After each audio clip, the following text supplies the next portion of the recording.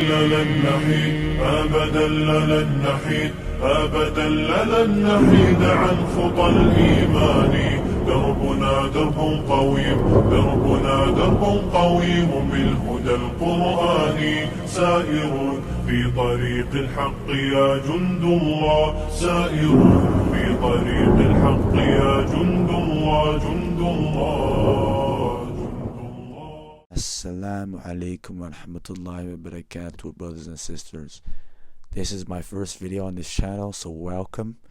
In this channel we cover Somali unity and what we need to do to move forward in life and how we should unite our country and all of that, and covering the reason why Somalia fell. And today this video will be about the biggest problem in Somalia, or should I say the biggest fabricated problem in Somalia, which is Qabiliyat, which means clan, Qabil, what one he belonged to. I belong to Dulbahante. My father is Dulbahante and my mother is Yemeni. And a lot of people, they want me to think that Qabil is the biggest problem in Somalia, but I want to tell you all that is fabricated.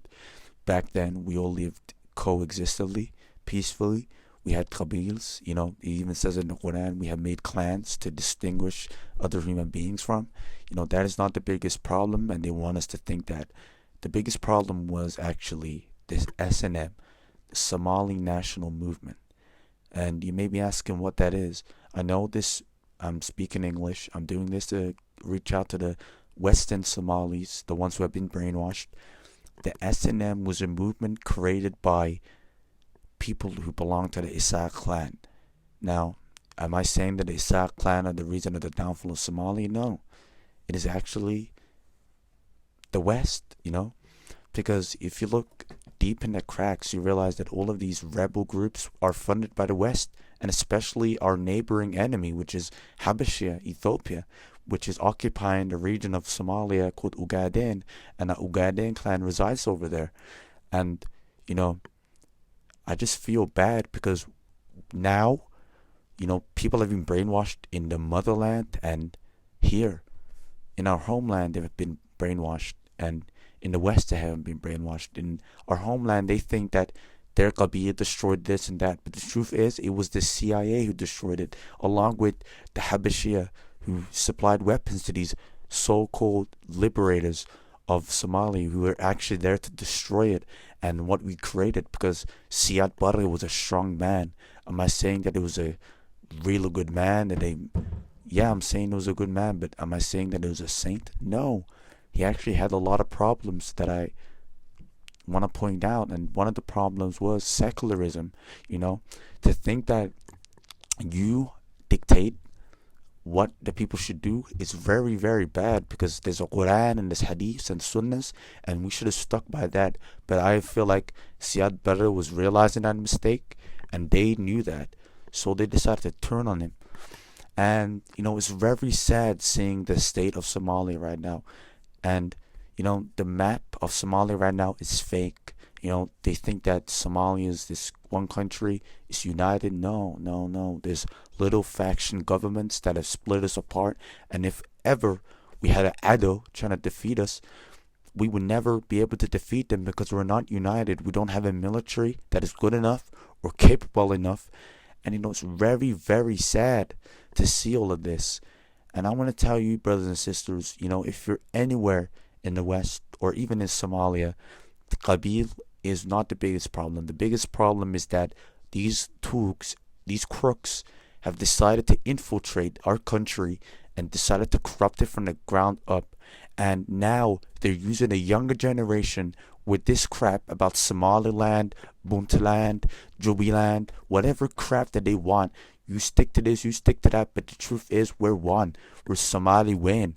And that is what Siad Barre advocated for, and that's why I respect him. Although I had some theological problems with the man, because I feel like we should stick to Islamic law and what Allah has told us to do. And the West now, we're seeing a lot of Somalis becoming part of the LGBTQ, part of the BLM, and I strongly disagree with that, because we're not supposed to do that. We're Muslims. And there's a lot of these Western Somalis, or should I say a lot are Kenyan Bantus, who go on these Reddit subforums and subthreads, and they go like, oh, look at how Somalia was like before the Islamization. Look at ancient Somalia. Please cut it out. We can go back to a pre-Arabia. That it was pretty bad because a lot of things happened. And they want to say, oh, Allah destroyed Islam is the worst. These are just ex-Muslims that want to drag us down to Jahannaba. And they want to also, and it's also Kenyan Bantus who are trying so hard to integrate within our society and trying to pose as us to disunite us. We're being attacked by all fronts. And if you don't believe me, you can come fact check me. You can go research about it. But Allah said He only guides the ones whose hearts are open. So if you have your heart closed and you don't care, you can go on with your day. But I want to reach out to those Western Somalis who don't know that a lot about their history, and I'll be covering a lot of history like the Adal, Ajuran, and even far back as Puntland, the real Puntland, the ones who were so-called not Muslims. But I can debunk that because there's a big theory that Islam was in Somalia before Nabiullah Muhammad came.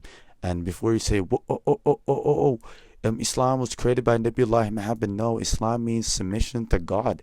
Muslims have existed for so long. Nabiullah Ibrahim, Nabiullah Ismail, Nabiullah Musa, a lot of this has existed for so long. And now they want to cover this history up, but I'm here to expose it. And brothers, ma' salama, have a good day, and live life to the fullest whilst worshiping Allah, and goodbye.